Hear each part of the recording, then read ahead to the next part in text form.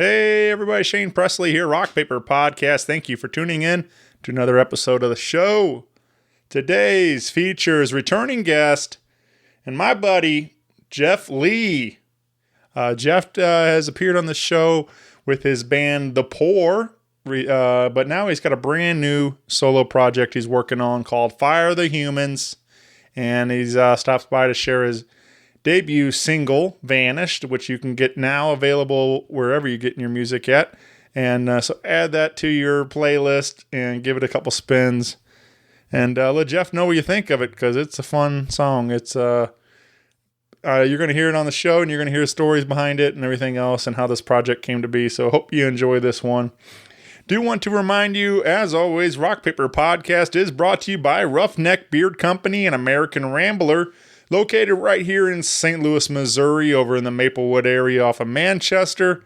Swing by the shop and pay them a visit and pick up all your favorite all-natural beard oils, beard balms, your junk powder, or one of my personal favorites, their Roughneck Beard Batter. Roughneck Beard Batter is the ultimate beard and skin moisturizer. It's a blend of 8 nutrient-rich soft oils whipped directly into unrefined shea butter for a moisturizing kick like no other. The highest amount of triglycerides and fatty acids available in the beard care market, hands down. World-renowned, but made right here in St. Louis. Again, you can visit them at the shop or shop 24/7 at roughneckbeardcompany.com. Use my code RPP15 for an exclusive 15% off your purchase. And even if you don't have a beard, American Rambler's got you taken care of. You can visit them for all your grooming needs, all sorts of wonderful all-natural products. So check it all out. Again, roughneckbeardcompany.com. Also, big shout out to my friends at High Sound for their continued support and helping make this show sound great. Visit highsound.com today and pick up a brand new microphone. I've been recording these intros and the show with my PR40, and I love this microphone. So if you want to help take your sound to the next level, pick up one of these. Also, if you need me, of course, you can always find me at rockpaperpodcast.com. Hit me up on my email at rockpaperpodcast@gmail.com. Would love to hear from you guys, and let me know what you think of today's episode and what you think of this new Fire the Humans music. And if you want to help support the show, a great way to do so is head on over to buyjack.com/rockpaperpodcast and pick up a new t-shirt over there. We got some of the logo ones, and we also have, of course, the little Shaney t-shirts that always make me laugh when I see those out. So silly. But it's a great way to help support the show and keeping it going. So thank you to anybody that's already bought one of those. It means so much to me. So I appreciate you and all your continued support. With that out of the way, sit back, relax, and enjoy a brand new episode with my buddy, Jeff Lee of Fire the Humans. A podcast is kind of like it's like a radio show that's not on the radio. It's on the internet. Does that make sense? Uh-huh. Yeah. That's also like my mom. It makes it sound more confusing, doesn't it? It sounds like this.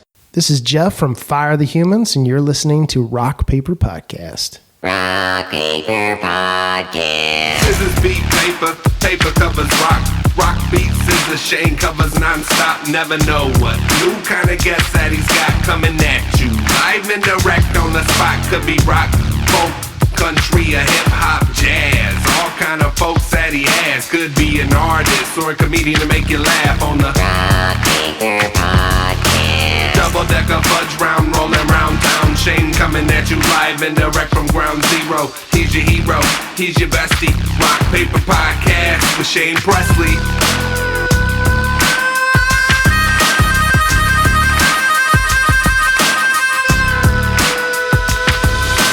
Rock Paper Podcast. Hey everybody, Shane Presley here, Rock Paper Podcast, coming to you from St. Louis, Missouri. Hanging out today with Jeff Lee of Fire the Humans. What's going on? Welcome back to the show, my friend. Hey. This is cool, man. I took a little drive out to beautiful Belleville, Illinois. Yeah. Hanging out in your bar, man. This is a nice space, man. Thank you for having me out here. Thanks for coming. Yeah, man, this is my little sanctuary. We have live shows play out here, and it's kind of nice. Yeah, for sure. But this is what's cool, man. Like, I've been doing this show for a long time now, and we've become buddies essentially through the show. I think the first time we met was on the show. Yep. And and then we've obviously done shows together, all kinds of different things, and get to see you in the band play out a bunch of times, and but never really got to like deep dive into a conversation, and which we've already been probably talking about an hour and a half before clicking record, exactly. Like just catching up and getting to know a little bit more about each other. And that's the fun of this podcast, is having these conversations, because a lot of times I see you is at a venue or whatever, and you're getting psyched up for the show and all this stuff, and it's kind of hard to have like a deep conversation. So, which is why I love doing this. So anyway, but do you remember the time that I had the entire Delmar Hall sing you happy birthday? Oh yeah, man, that was like so cool. That was awesome. Yeah, that was You looked shocked when you were standing there. You looked absolutely shocked. And we were like, "Hey, this is Shane from Rock Paper Podcast. It's his birthday." I think it might have been those pants you were wearing. But might have been part of it. But yeah. You were in shock that I fit in those pants. But no, that was man. We've definitely had some good times for sure. And like, but yeah, just thinking about live music and being in Delmar Hall, like, can't wait, man. Can't wait to be back in there, because it's been too damn long. I agree. So. And the scene loves what you do, man. I mean, obviously, Rock Paper Podcast, you have such an incredible reputation. Everybody loves that you support what we do, because there's not a lot of platforms that genuinely have fans that support art and the art of music. And, it means a lot to a lot of people, man. It's incredible what you do. Thanks, man. Yeah, I appreciate that. And feels good, feels good to hear that stuff. And like, and of course, I think about like, it actually just popped up in my memories on Facebook today. I think it was like 4 years ago now, but from when Jen Nichols tattooed my logo on her arm for her. And I'm like, blew my mind to think about that. This show means something to somebody enough to put it on their skin like that. Like, and so stuff like that is very humbling and feels good. I agree. So I agree. There was one of the early bands that I was in that found a little bit of success in the St. Louis area was a band called Crushed Blue Velvet. And we were at an after party one night, speaking of tattoos, and one of the girls that loved our band showed up and had CBV for Crushed Blue Velvet tattooed on her lower back. And we were just dumbfounded by that. We were like, why would you do that?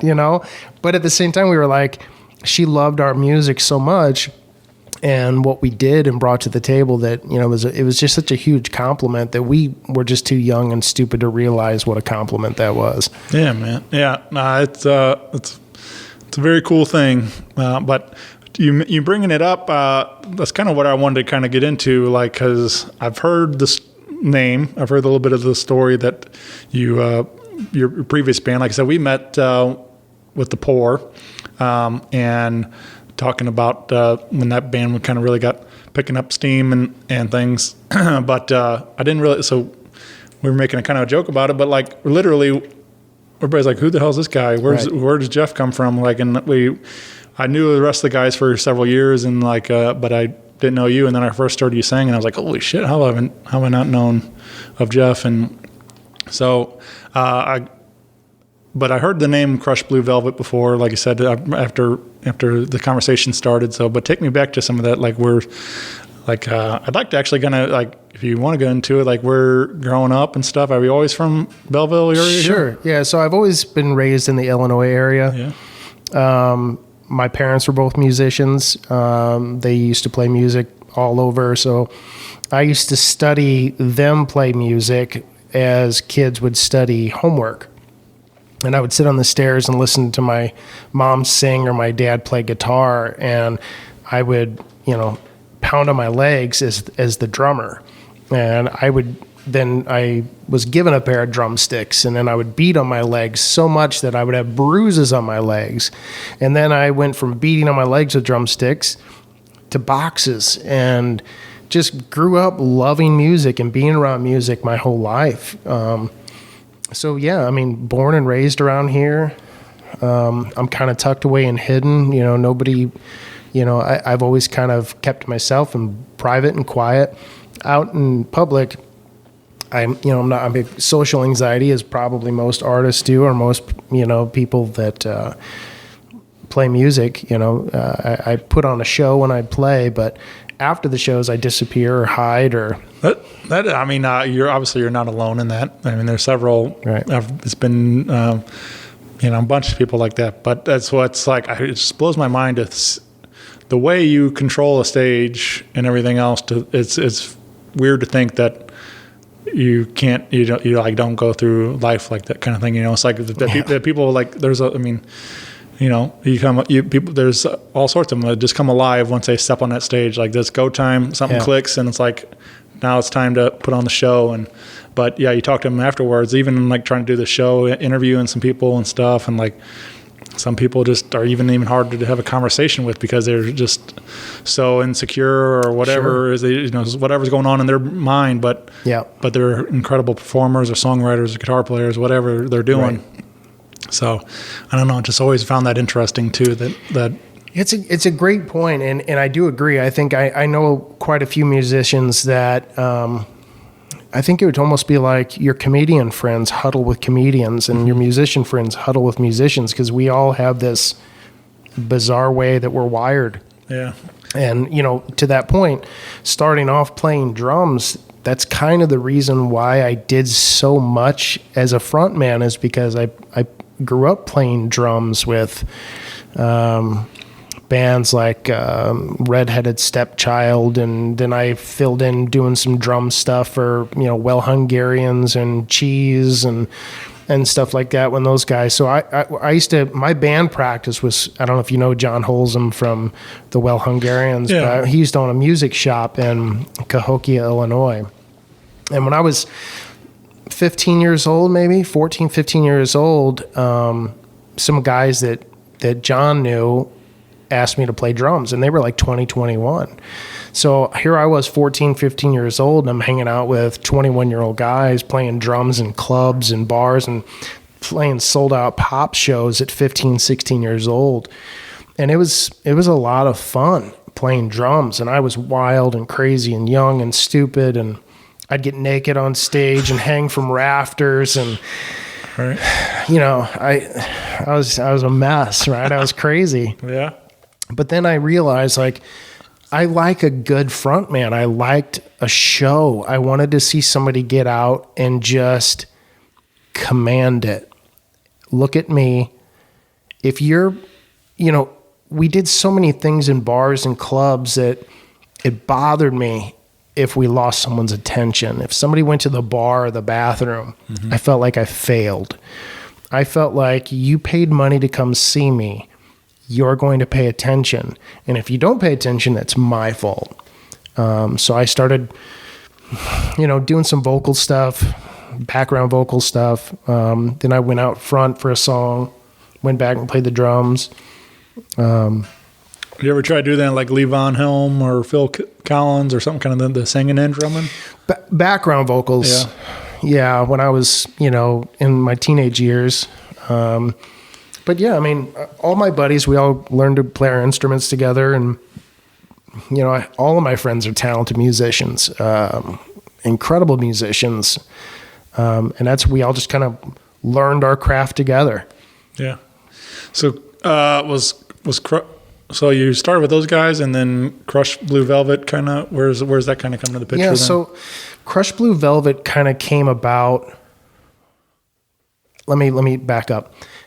Puzzle Box was a band that I played in before Crushed Blue Velvet, and that's where my buddy Mike Tomasevich, my buddy Andy Fan, and then Chad Leroy from Cavo, we all started this band called Puzzle Box, and we were kids, so we all grew up together, played music together.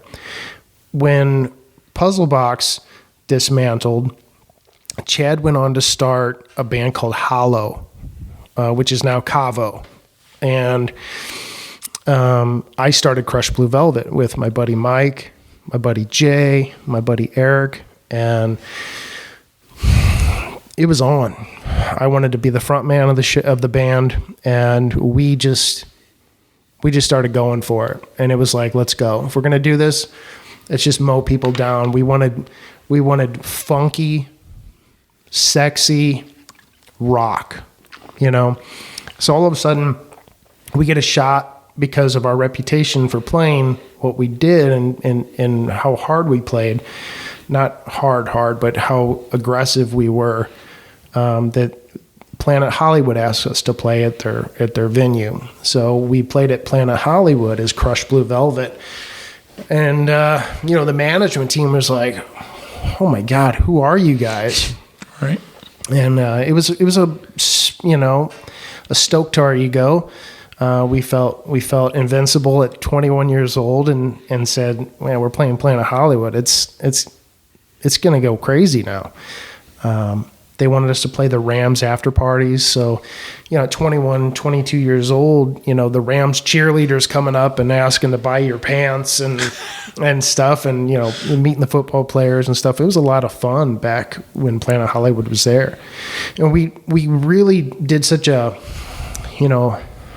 piss poor job of managing that, because we just had it in the palm of our hand, and drinking and fun and stuff. And they wanted to put us on a tour to go do all of the Planet Hollywoods all over the U.S. And right when they sent us the contracts, Planet Hollywood went bankrupt. So we were like, uh-oh, now what? And we just kind of fizzled. Yeah. What? So you think that was probably the height, though, that Planet Hollywood stuff? Yeah, Planet Hollywood, Mississippi Nights. Right. I wish I would, I knew of it, and I was old enough to probably attend and everything, but I never went to a Mississippi Nights show, and I never had that. I feel like I was kind of a late bloomer into music, really. Like I listened to things in my house or whatever, but as far as going to a live show, I didn't have an older brother or has some older cousins and things, but nobody was being that influence, hey, come out to this show or whatever it is. And so I kind of wish I had that. I think I did go to 97. I asked my mom to take me to see my first concert that I picked out, and it was Matchbox 20 and sure. Soul Asylum and Semisonic at their Savis or whatever, or Scott Trade and whatever it is now. Yeah. Or Enterprise, I guess now. And they were huge. Yeah. Oh yeah. That was, 97. That was it. Yeah. But yeah, so I wish I would have kept that going, been more involved in going to those, because I hear so many great stories about nights at Mississippi Nights there and stuff. Mississippi Nights was it. I mean, it was it's where I used to go see The Urge. It's where Zach Wilde. So to be able to play Mississippi Nights was such an honor. Young, stupid idiots like us, for us to get to walk on that stage. I've got a picture on my phone. I'll text it to you, of us backstage one night before we played Mississippi Nights. And it's we loved it. We were, but you're young and dumb and don't know what to do with it. You didn't know how to mold it. And my buddy Chad, when he went to Star Hollow, which is now Cavo now, they really figured out the formula, and they wrote good songs, not great songs. And they worked on that and crafted that. And I would watch them from a distance and go, they're just getting better and better and bigger and bigger. And then when they get Casey involved, and obviously if you know Casey and Chris, and these guys they're just powerhouse writers, man. And then Brian of Cabo is one of my favorite songwriters. So I was standing back watching my band fizzle because we were a mess, but watching them take off and grow. And it was, that's when I just kind of faded back and just kind of, started from scratch. So how long of a hiatus, I guess, or break was it from Crushed Blue Velvet to ThePour? Was that your next introduction into? Yes, I did some writing. I was going to do a solo project years ago, and I just never did. I just family and wife and kids, and you just kind of, I'm very into my family and put a lot of my attention into it. I'm very dedicated with stuff like that.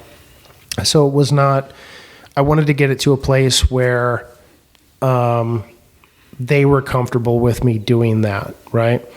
So that's when Chad was in Cavo, and then Chad called my buddy Mike, and Mike calls me and says, hey, look, Chad's coming in town. He doesn't know what his position is going to be going forward with Cavo. Let's all meet at Blueberry Hill and let's talk. We sat down, and he said, I want to start something, and let's go after it like we did when we were 21. Yeah. I remember like him being introduced to ThePour at the time. It was definitely kind of like this, essentially a super group of guys from around St. Louis. So it was really a lot of fun, and of course you guys made some great music together. And In the Midst of Lions is available in the album. 17 release, I think. Yeah, 2017.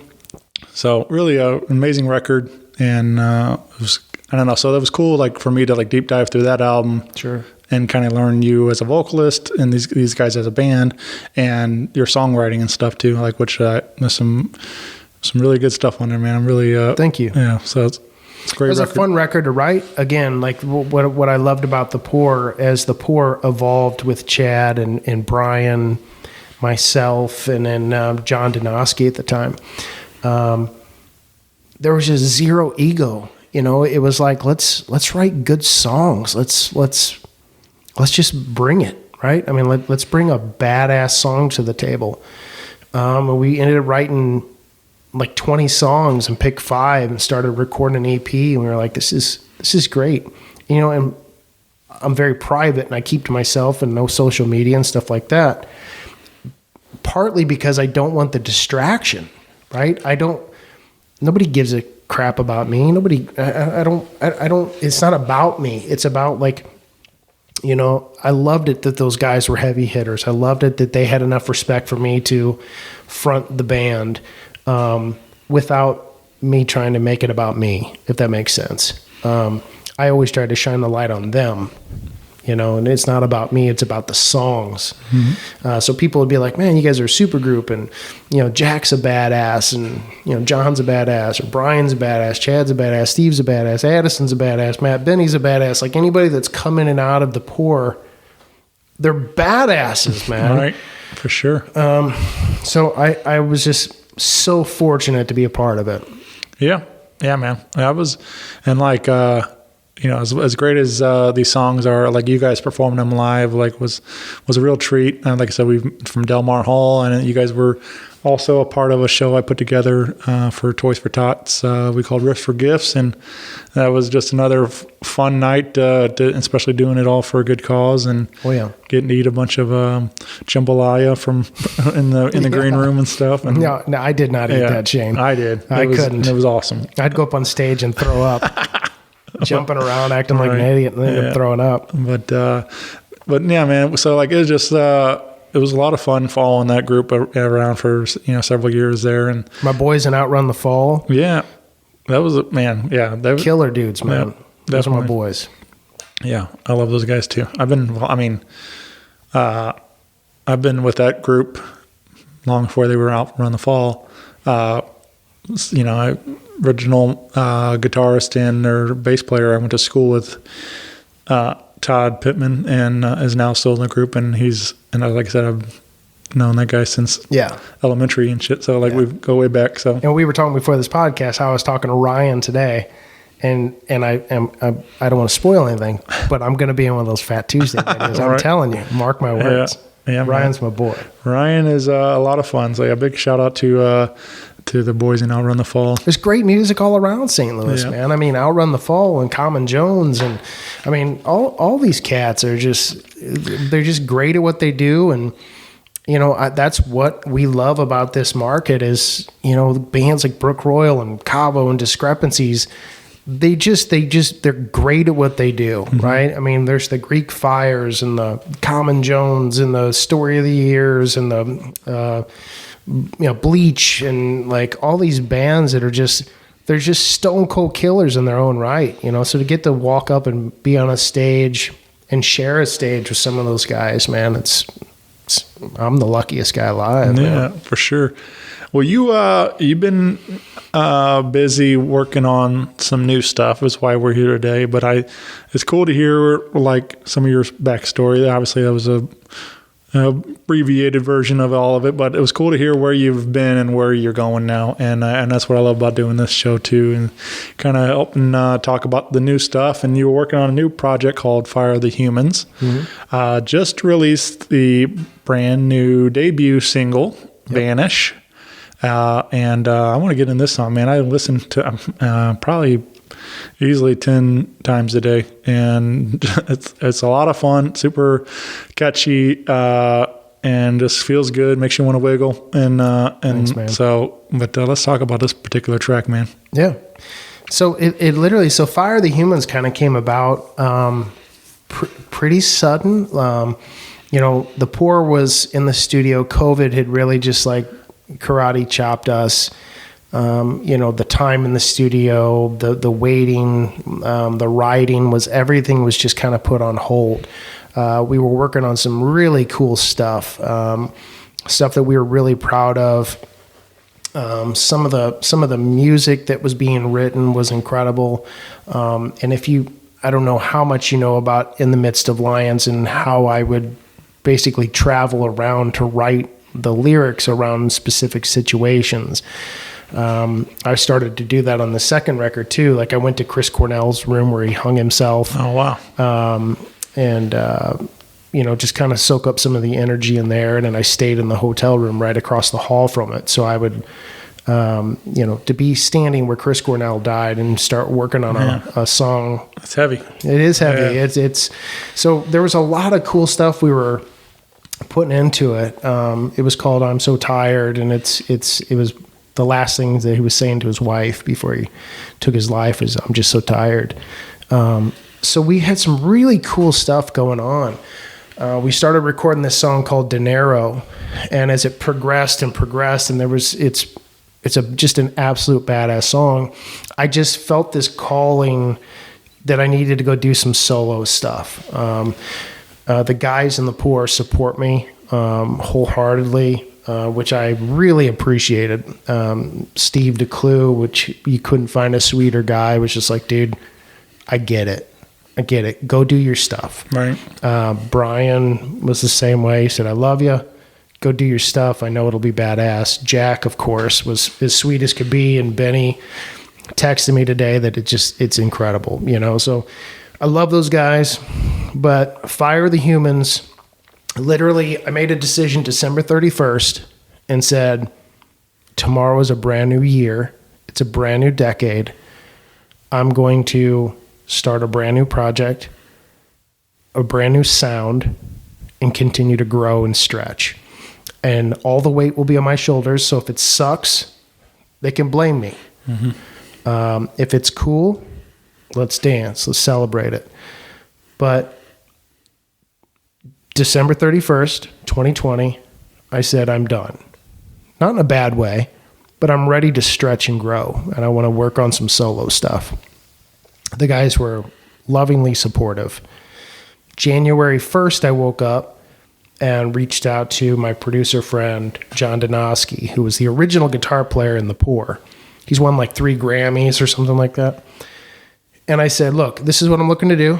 This is the sound I want to have. I sent him a bunch of examples. I've got a bunch of melodies, a bunch of words, and I want to get in the studio and start working on some stuff. And I wanted to come out March 26th, which is today. He said, okay, all right. You want to do a single? What do you want to do? I said, I want 1 single each quarter this year. Okay, let's do it. So got in the studio, walked in, and I said, I want it to be this tempo. He said, okay. Starts building it. What do you want for melodies? I've got a verse, I've got a pre-chorus, I got a chorus. We start bouncing ideas off of each other. He's like, I love that. I love that. Take that and drop it down. So when you first hear the song, it used to sound higher on the verses, where I would go, I don't need to be rich. And he would go, I like it, but I don't love it.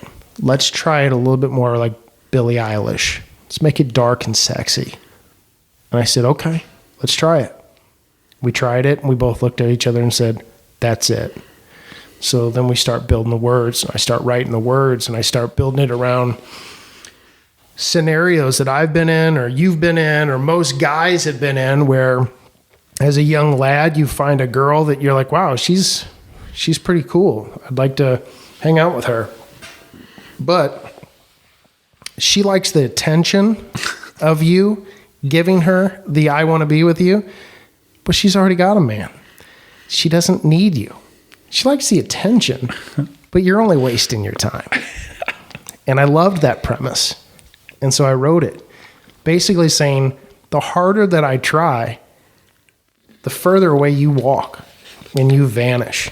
You know, just as quick as a miracle happens, it dissipates. And I liked that premise. Yeah, man. And I love melodies, and everything's melody driven. ThePour was all about melodies. Everything was Brian. I can hear him saying it in my ear right now. If it doesn't have a catchy melody, on to the next. Right. And so it was just built from there.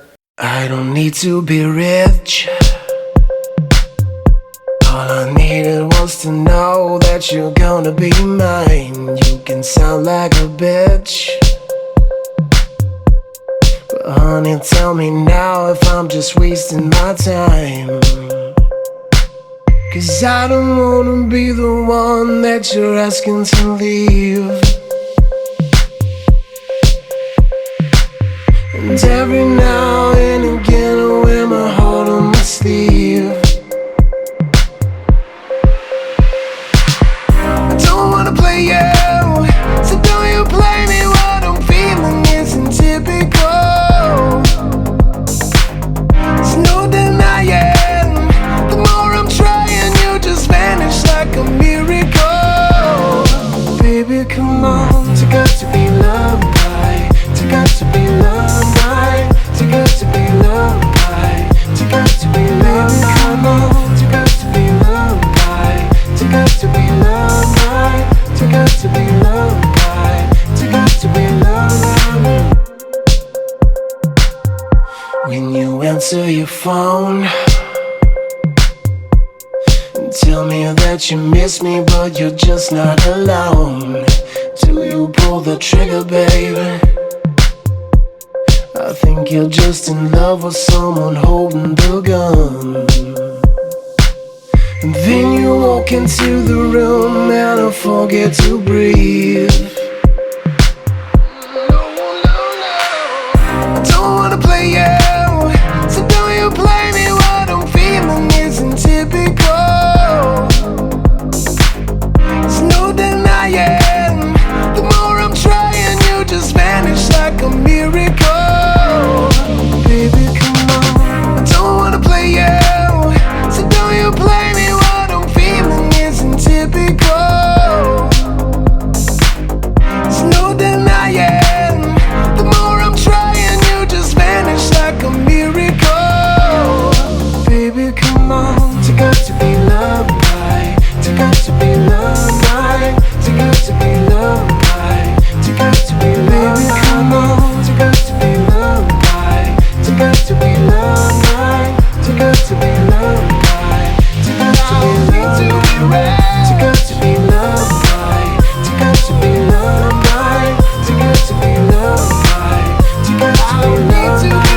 you got to be loved by, you got to be loved by, you got to be loved by, you got to be loved by me. And here we are, March 26th, and Vanish is out. Yeah, man. This, I do like that you, maybe you didn't do the whole song like you're saying, but you did work in a way to bring in that falsetto a little bit and stuff like, so that, which is one of my favorite like hooks of this, where in that song where it comes around, because like I don't even know exactly what you're saying, like, but it's so fun, like, and Too good to be loved by me. yeah, there it is. But I was like, speaking of Ryan earlier, my brain especially as I'm listening, like I just start making up stuff sometimes. Like I feel like if I really like maybe harnessed it, not that I could ever be Weird Al level, but I could definitely start writing some parodies but they're always around food, which tell me what you came up with. So I sent it to Ryan and I even sang it. So here, I'll play it for you. God, I got to hear this. So just for those that are listening, I'm saying "Too Good to Be Loved by Me." Let's hear what Shane came up with. Because I don't enunciate very well.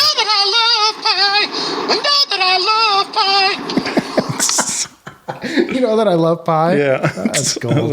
I'm taking that. I want you to send that to me. Yeah. So I was sent that to Ryan on the way over tonight because I was like, that's all, like, obviously I'm listening to and it's like, and that's just where my brain goes to. Yeah. So Ryan called me today and said, dude, he picked up the phone, or he said, call me. So I called him. He's like, hey, what's up, dude? I said, nothing, man. What's shaking? And he goes, you know, I was so excited to hear the sophomore record from ThePour, and then you went and vanished like a miracle. And I just started laughing. He goes, I'm sorry, I had to do that. Right. I just had to do that. Yeah. Well, he loves doing that. Like and he's done it. I see if follow him online, and Steve Ewing will say something, and he'll be always hit him with some Urge lyrics and stuff on there. And it's me and my buddies too. Yeah, it makes me laugh though. Like So that's my goal this year. Is speaking of Steve Ewing, I texted him the other day and said, "Hey man, I'd like to get you on a track on one of my upcoming songs that I'm going to release this year." Yeah. So that's the coolest thing about obviously this is you. You can do whatever you want. Yeah. You don't have to check with 4 or 5 guys to see, what do you guys think of this idea? Yeah. So you can literally create with anybody, whatever you want to do. Like, hey, Steve, you want to do a song together? Let's do it. And Right. I think that's what's very exciting about this project for sure. And, but it's cool to hear, like you're saying, like you have a vision of what you want to do with this, that's, for the 4 singles for each quarter or whatever it is. And, right. But yeah, I mean, this one in particular, like Vanish, is a lot of fun. And of course you have the video to go with it. You can check that out on YouTube, but, Mr. JT Ibanez, man, who does, he's a bad dude too. Yeah, he's a bad dude, man. He's, and he's a wild man. I showed up to shoot the video and was like, I want this color, I want that color. I'm a control freak. And I said, I want this and this and this and this. And in typical JT style, he had texted me as I'm driving over and he said, hey, can you stop, get me a sandwich? Right. So I come walking in with a sandwich for him and I'm telling him I want reds and I want blacks and I want this and I want that. And he's just nodding his head, eating the sandwich that I just bought him. And I go, so what do you have in mind? And he goes, I don't know. I'm just gonna wing it. Like mustard on yeah, he's got mayo in his mustache. Right. Yeah, so I do love the freedom of that. I do love the fact that I can just get in, record it. If I sign off on it, let's go. And then having amazing people around like JT that can shoot a killer video, or guys like you that can get out and say, hey man, check out this song. Yeah. Because at the end of the day, if people don't dig it, it goes away and I'm on to the next. Right. So I'm already working on the second and third songs right now. I've got some melodies and some things, and I'm hoping that it's only going to get cooler. Yeah, man. I'm excited. Like I said, I love this one already, and I'm excited to keep, I'm a fan, so I appreciate that. Yeah, man. Well, I know that the people that loved ThePour had a very unique sound, a very different, as much as it was rock, but melodic. This is a very different sound. So a lot of people, it took them off guard. Mm-hmm. Even just that little snippet clip that I would send to a couple of friends, I had people that text me back and they're like, dude, great job, or dude, that's a ballsy move. What are you doing? Right. Like, St. Louis is a lot of rock guys. All your friends are rock bands. Yeah. This definitely feels a lot more pop. Definitely got a little bit more of a dance groove in there. Yeah. But yeah, I don't know. I've never been one of the, I'm sure there's some of it on the show, obviously, but if it's good music, it's good. It doesn't matter. That's like, how I feel. Yeah, like you don't need it doesn't. Everybody wants to put like, what is this rock? Is this pop? Is it what? Is it rock pop? Whatever. Right. You know, so Right. it can just be. I like the wheelhouse of. I like the wheelhouse of the Weeknd, the Justin Timberlake, Justin Bieber, and then obviously I'm a Prince fan, right? I mean, I think you probably heard that in the past or through a rumor or something, but I'm a huge Prince fan. So it just became about a good song is a good song, right? If it makes you go, man, that's a catchy hook or a catchy melody, or I like that voice, or I like that beat, or whatever the case is. All of my rock friends have given 2 thumbs up. So that made me feel really good that all of them were like, even though they might not go and write something or play something like this, they also did, I love the sound. It's a killer sound. Yeah. So I'm so thankful for, everyone to be so nice. Yeah. You know. Well, hopefully we'll get it all over the radio and everything soon. And so keep calling and telling them to play it, or put it all over your Spotify playlist or whatever you got to do. And but tell a friend, because it's like I said, it deserves to be heard, man. It's a lot of fun, and it's. I feel like even that, like, while I'm like listening to it on repeat on the drive over, like I'm like thinking about like. Pie. Well, pie, yeah, but I mean, always. You know that I love pie. Yeah. You know that I love pie. But like, I started like even like moving. I'm like, man, there's like there could be easily the dance to it or whatever, something like that. Like I could see, obviously the video you guys shot is great, but like I could imagine like some kind of choreography in there, some dancing and it was stuff. a conversation, yeah. Right. Yeah. So and then I imagine, what that evolves into, someday we get to the live show and then everybody's doing, the dance to it or whatever kind of thing. So, but yeah, it's just, especially that rhythm. And I feel like I started like even thinking like of the Michael Jackson, where he's got that hand whip like kind of going off his hip like it's that. It's got a very beat it kind of a beat. Yeah. Right. Yeah. I don't know. Like I talk about it a lot. Like I hear things. I think if I were to evolve it, like I don't know anything about chords or whatever, or I'm a fan. Hey, that sounds good. I like that. But people will play a song and I'm like, I can immediately start like, oh, that's like the same as this song or whatever. I'll start. So I know like similar chords or similar beats or whatever, different things, whatever it is. Like, and I can't even articulate how it is, but I can hear things. And I don't either. But I don't know chords. I don't know anything like that. I come up with it in my head and put it out and say, what about this? Yeah.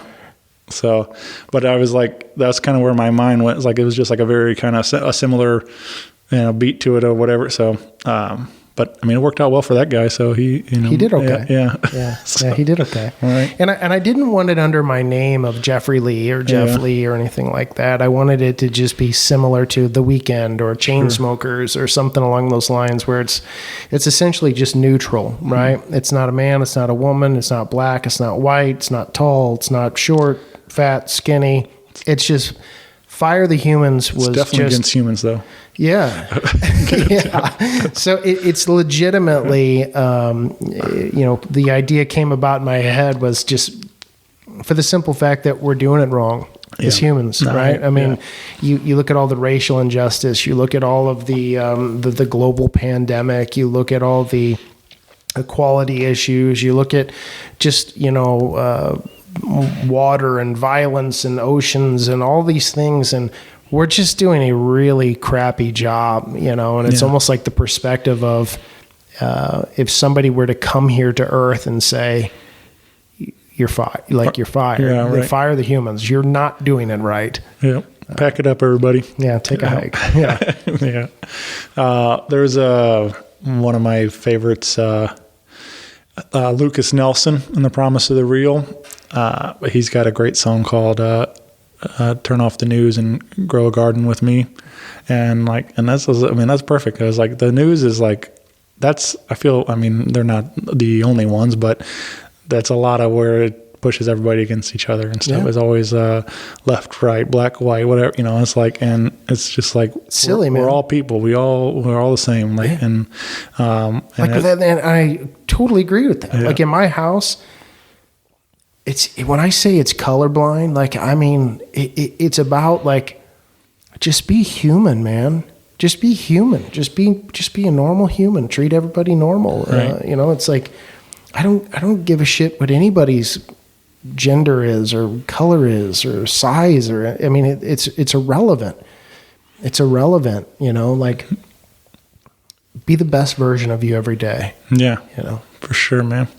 Yeah, I thought that was it's cool. I'm glad you explained all that, because, like, I mean, you see the name, and I was like, it's interesting where that came from and stuff. But it works, man. It's like, it's different. I mean, it's not like, you know, it's not like it sounds like a lot of other band names or something like that. So I started, like, you know, like looking at like how many similarities of, you know, like the different bands and stuff. Like, there was even a joke.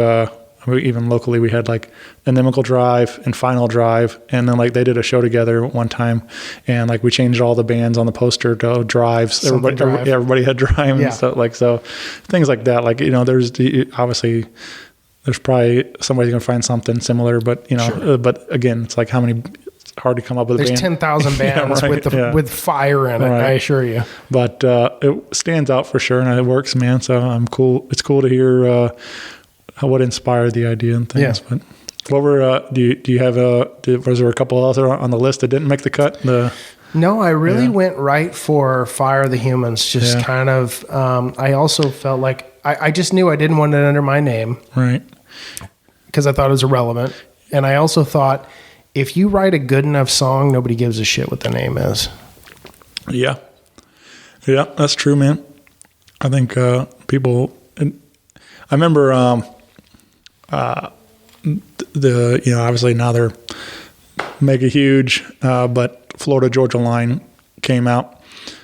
I remember I went to see, they played the pageant with Brantley Gilbert, and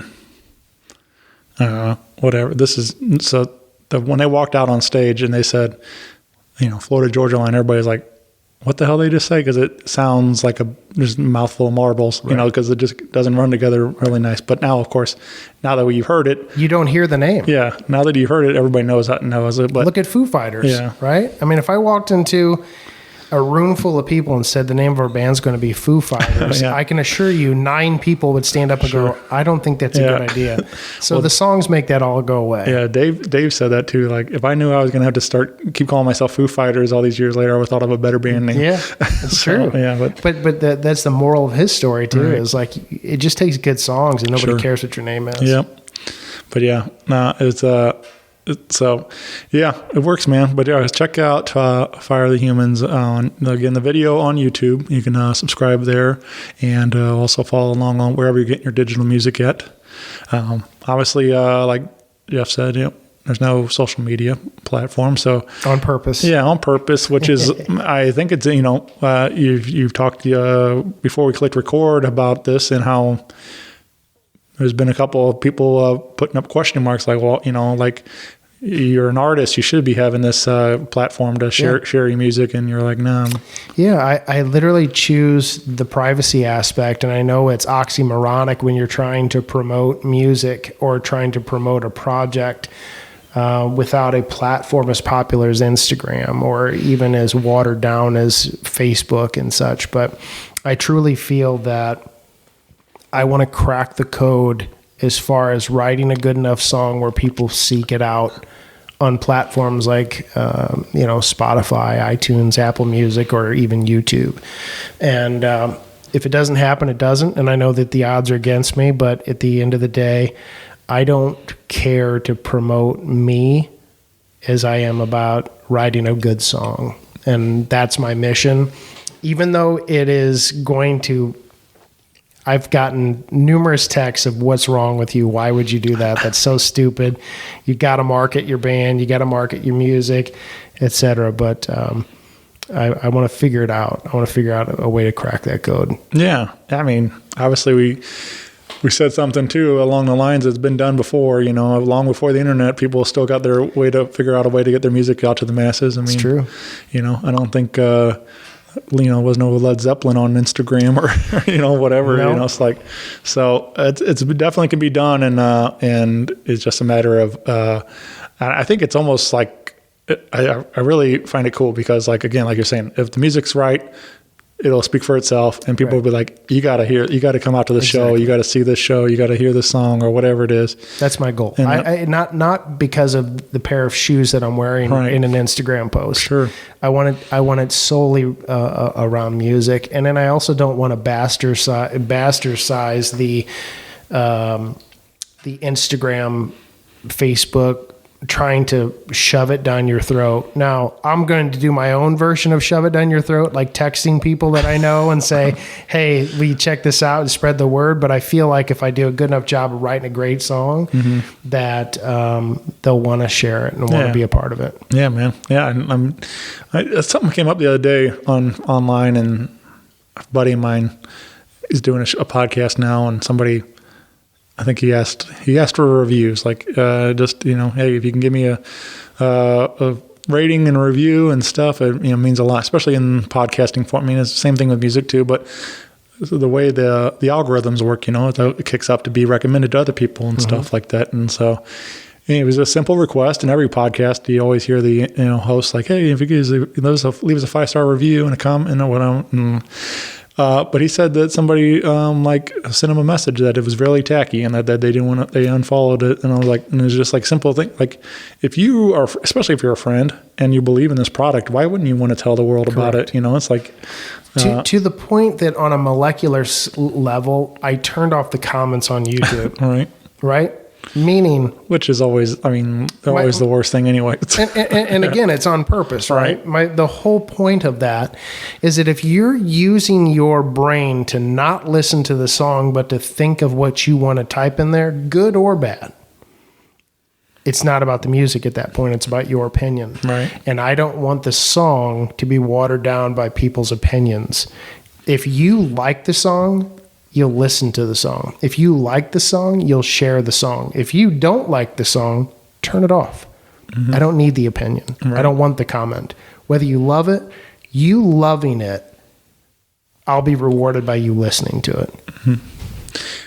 It goes back to also, it makes me think of one of my favorite movie quotes of all time is from Private Parts with Howard Stern. Of course. And when they're like going on like how the average Stern fan listens 3 hours a day or whatever, something like that, and like the most common answer is they want to hear what he's going to say next. Right. And then Exactly. the average Stern hater listens 3.5 hours a day, and like because they want to hear what he's going to say. Exactly. And like so it makes me laugh too, like to think about like even though they hate you, they still keep listening. Exactly. So, And I know I'm pissing people off by not doing social media, and I know I'm pissing people off, and it will piss people off that they can't put a comment in or something like that. Yeah.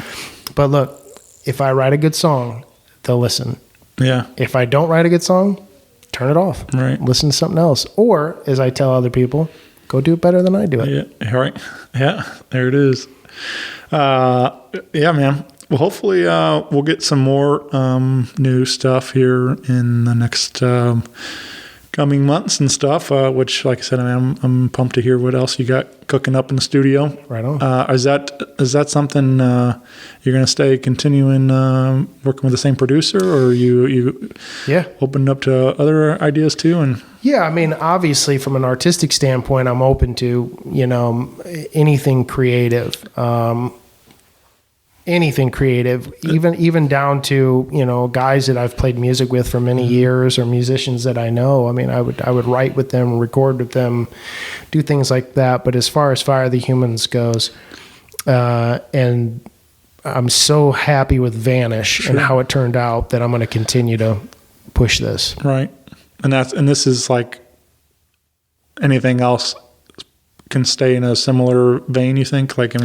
I don't know. I'm going to try and paint outside the lines and kind of swim upstream and do some different things, but it's going to have sonically, I'm going to shoot for that same target, if that makes sense.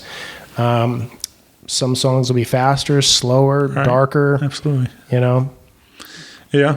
Yeah, man. What about the live show once things start coming back? Is that something that you would be interested in, or is this going to be a live project also? Yeah. I mean, the goal is obviously once I get enough songs out there floating around that I can maybe try to assemble some type of a project. But again, from an artistic standpoint, I want it done very differently than anything that I've ever done. Not anything that I support or believe in, with these other bands or other independent artists and whatnot.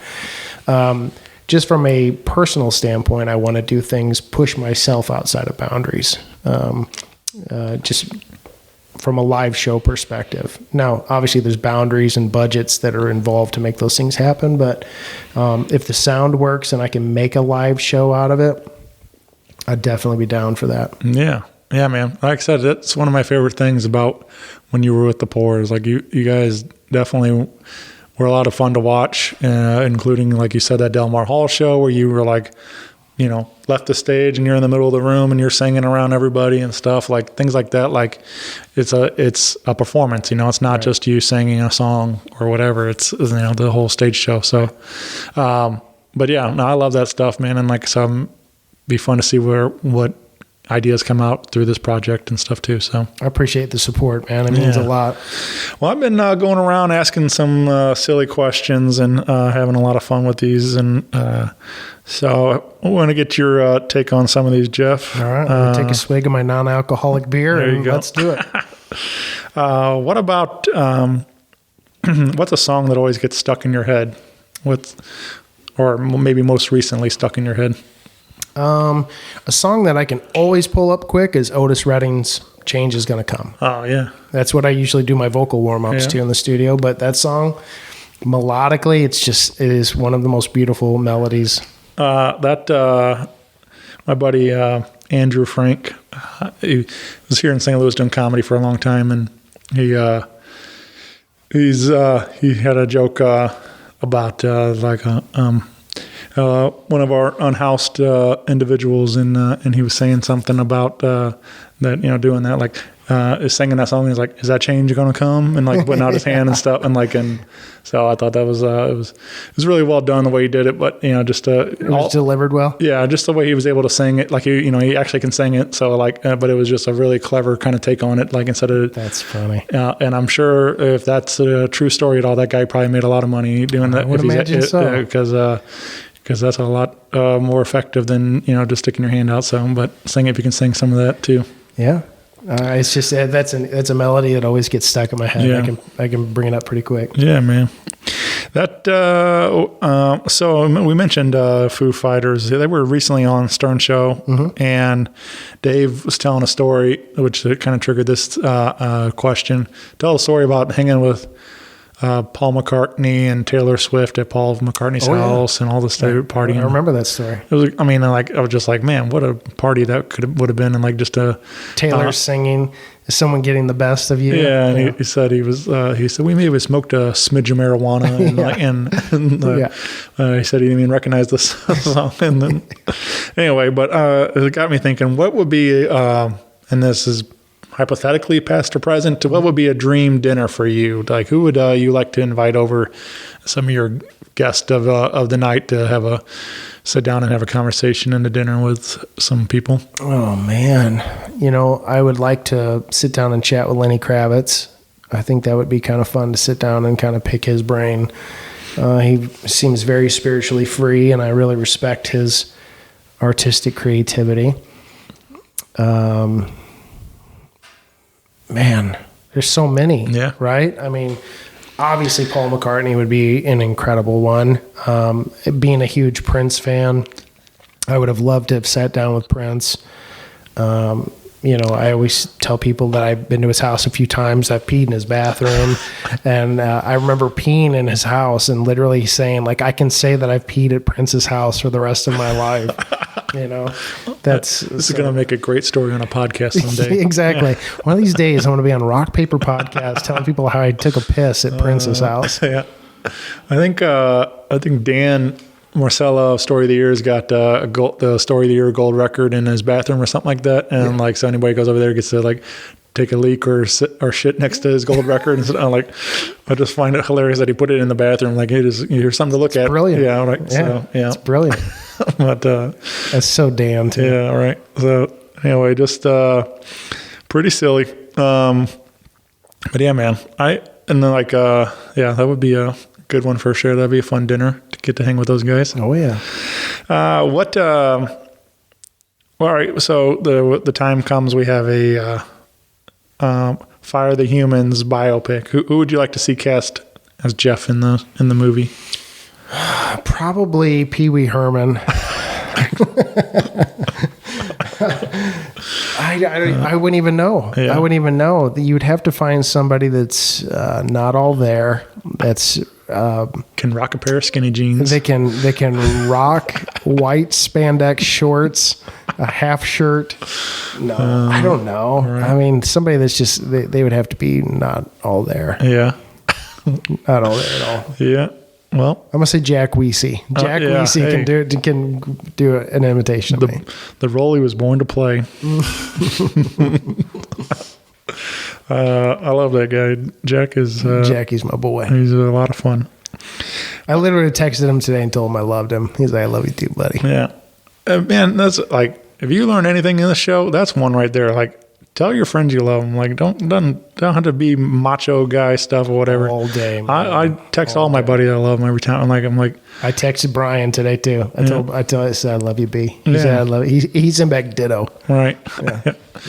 He's probably, in the gym or something. He'd probably be quick about it. So Doing crunches. Yeah. He's doing curls. He's working on his glutes. yeah. He's got a shake weight.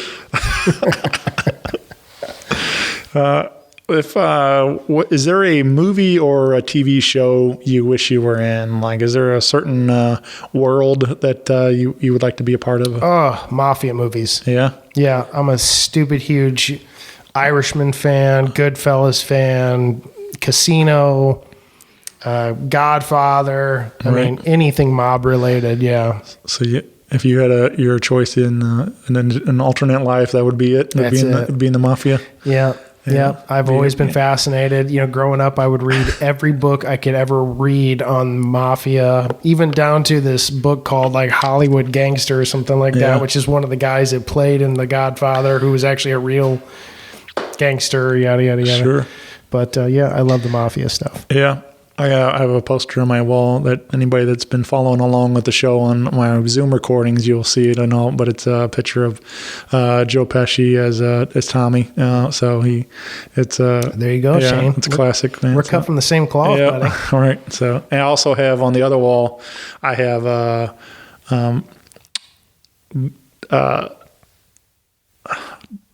blanking on both their characters' names now, Jules and anyway, John Travolta and Sam Jackson in Pulp Fiction. Oh, yeah. Both of them with their pistols out and stuff. Yeah. And but Classic. yeah, so Royale with cheese. yeah, there you go, man. Oh shit, I shot Marvin in the face. Yeah, so, man, what is I can't think of their I names. can't think of what Travolta's name is in that. But anyway, somebody's gonna Yeah, somebody's going to make a comment. Right? Yeah. Yeah. You idiots. Yeah. Classic my ass. Right.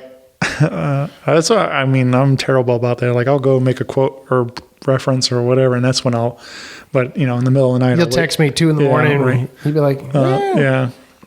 Vincent. Vincent. Yeah, there Okay, you go. good call. Yep. Dug it up. See? Yep. No comment. Delete Right. your comment. Yeah. Somebody screaming at their Yeah. phone right now. You idiot. Yeah. What dream duet or collaboration?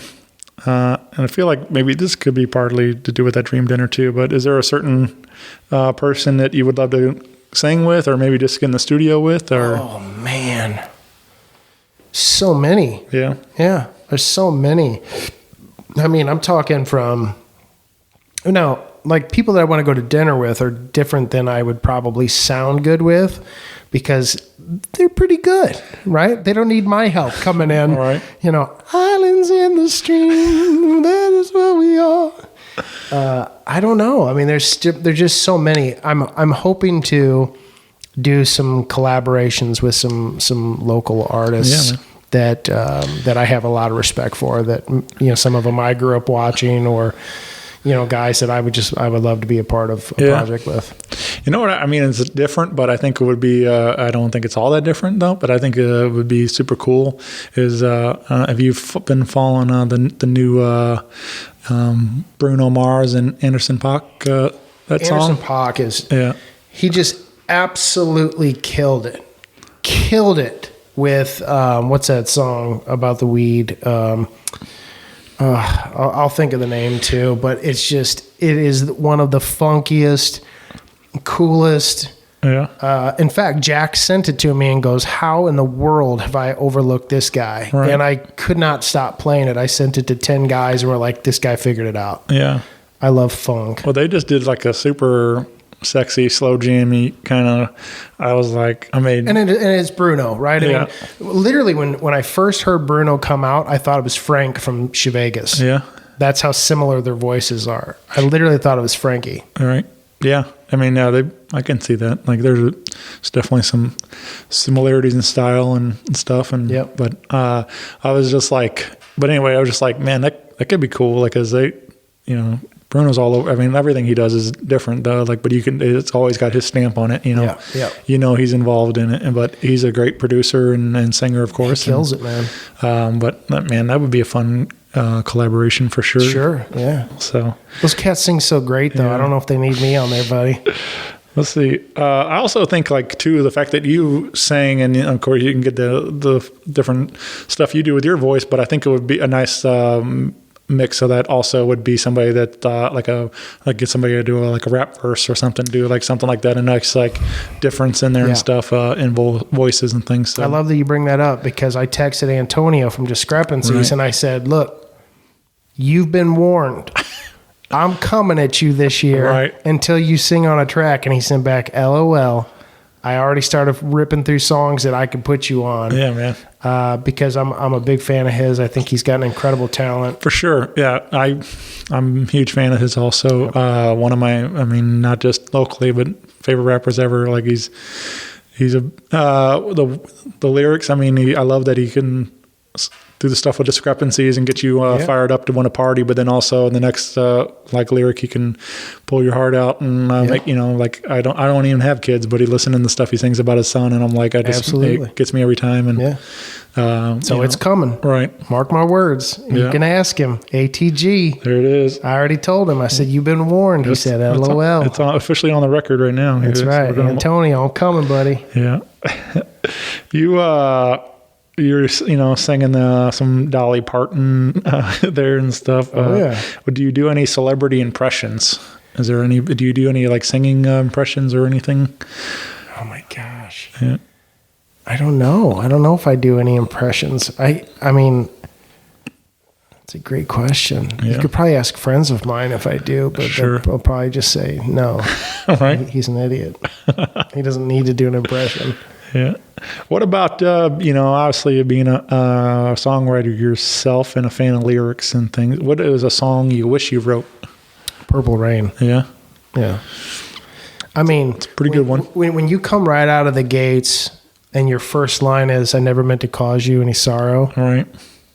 You win. Checkmate. Yeah. Done. You said it all right there.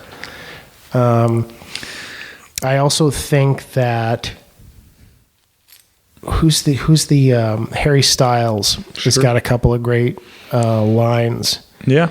"I'm in my bed and you're not here, and there's no one to blame but the drink in my wandering hands." Great line, right?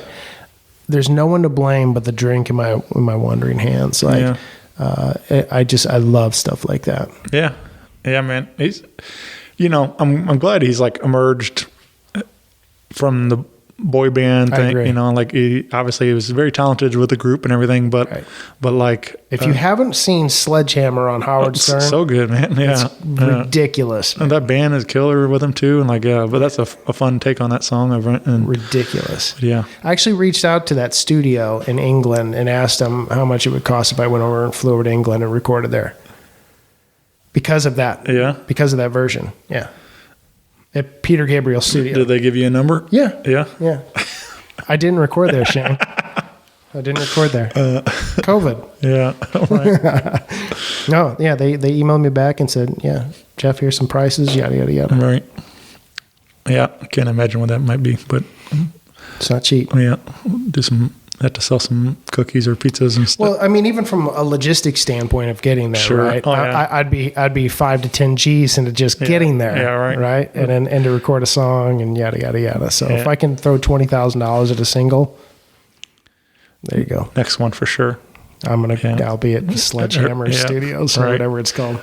I often joke that if I were a stripper, that would be my song. Sledgehammer. That's great.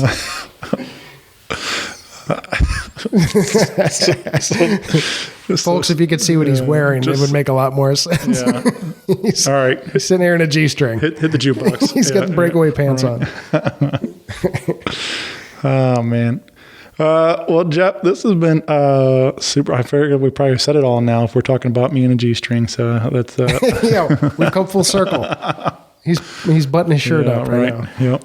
But it's been a ton of fun, man. I'm really really glad we made this work because, like I said, this is. I mean, it's been already a couple of years since we've been in the same room together. It feels like so. It's been obviously.